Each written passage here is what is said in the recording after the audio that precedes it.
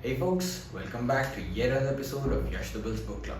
The book we are reviewing today, I would say this is a book I had long been waiting to read. Let's start with the title, Onward by Howard Schultz.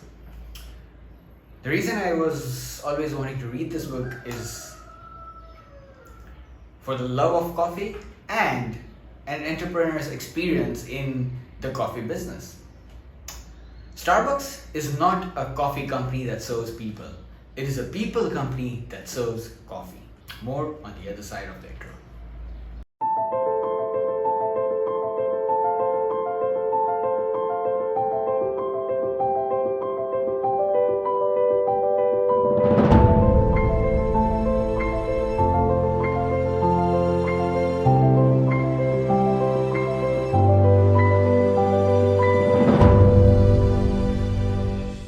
So the author is like, we take something ordinary and infuse it with emotion and meaning.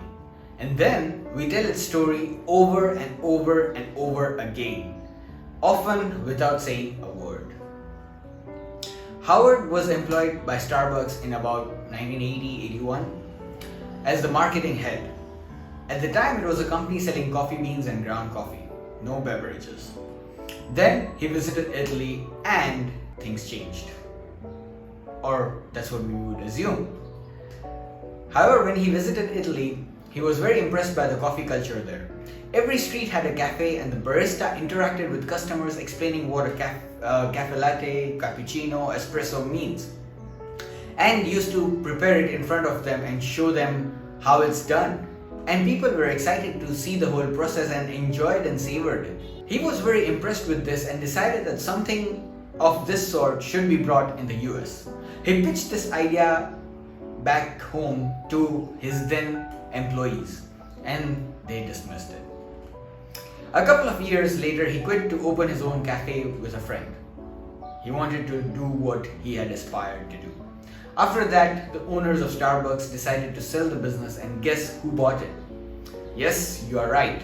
Rest, they say, is a history. Not quite though. After a couple of decades, Starbucks started to go downhill, and that's when the CEO stepped back in to bring back its core values, which were lost in the numbers. So one of the things Starbucks does is it's focused on human relationships. If home is the primary or first place where a person connects with others, and if work is a person's second place, then a public space such as a coffee house, such as Starbucks, is what should be referred to as a third place. A social yet personal environment between one's house and job, where people can connect with others and reconnect with themselves. From the beginning, Starbucks set out to provide just such an invaluable opportunity. Tall espresso machines were removed in favor of shorter ones to encourage human interaction.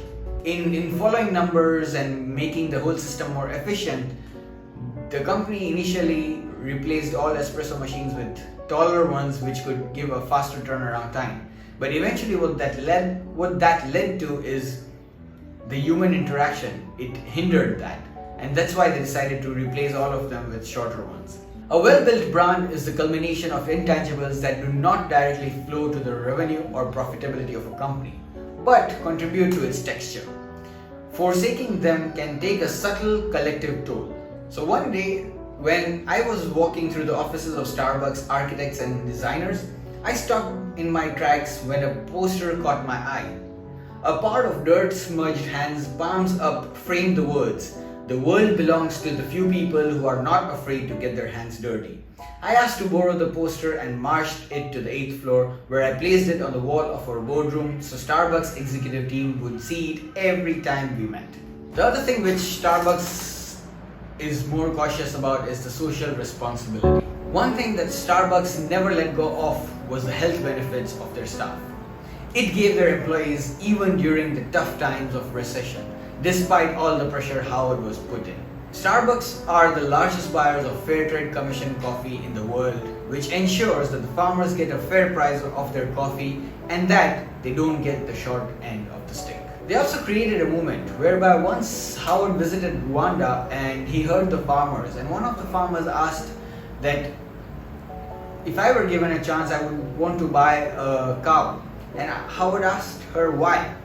and she rightly explained that it would give us milk, which would give nutrition to my children, and if it gave me extra milk, I would be able to sell it to make some extra money.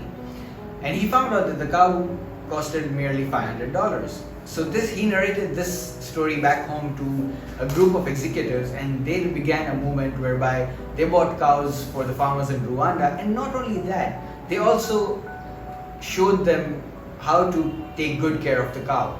So it is a complete process. It's not just ending whereby they have bought a cow and that's it. Success is not sustainable if it is defined by how big you become. Larger numbers are not what matter. The only number that matters is one. One cup, one customer, one partner, one experience at a time. In business as in life, people have to stay true to their guiding principles, to their course, whatever they may be. Pursuing short-term rewards is always short-sighted. And lastly, a take-home point: when you get into a tight place and everything goes against you, till it seems as though you could not hang on a minute longer, never give up then. For that is just the place and time that the tide will turn. And to sum this book up, grow with discipline, balance intuition with rigor, innovate around the core, don't embrace the status quo, find new ways to see, never expect a silver bullet, get your hands dirty, listen with empathy and over-communicate with transparency. Tell your story, refusing to let others define you. Use authentic experience to inspire. Stick to your values. They are your foundation. Hold people accountable, but give them the tools to succeed. Make the tough choices. It's how you execute that counts. Be decisive in times of crisis. Be nimble. Find truth in trials and lessons in mistakes. Be responsible for what you see, hear, and do. Believe. That's the end of this book. I actually feel sad that this book is over, but it's good. It's a very nice read. Catch you in the next one.